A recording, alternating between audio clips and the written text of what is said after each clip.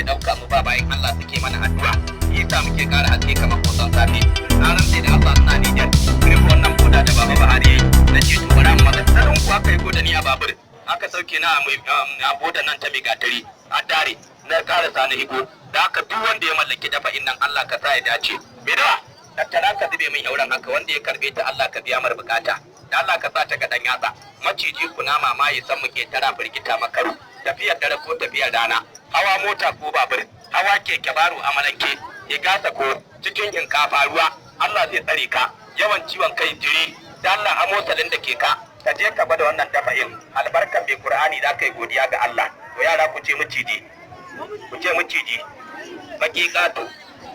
a wandan ku amma na gida a uwariyanka yaro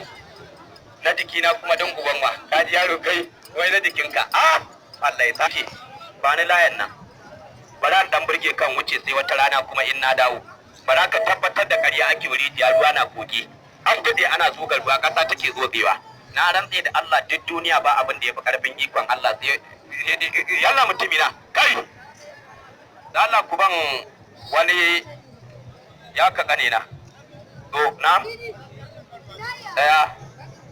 wance nan da bismillah ma ni taimako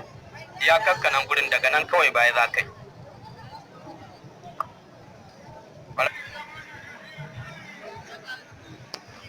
da hannunka nan za ga wata laya da ko guda daya ba bakin Qur'ani aka rubuta ba itatuwa ne guda haka nawa kenan guda 4 aka dinke su suka zama laya ran talata muke zuwa gindin kuka mu sassake ta mu ce ba sunan ki kuka ba mu da muka san ki muke ce miki kuka Allah ga taimako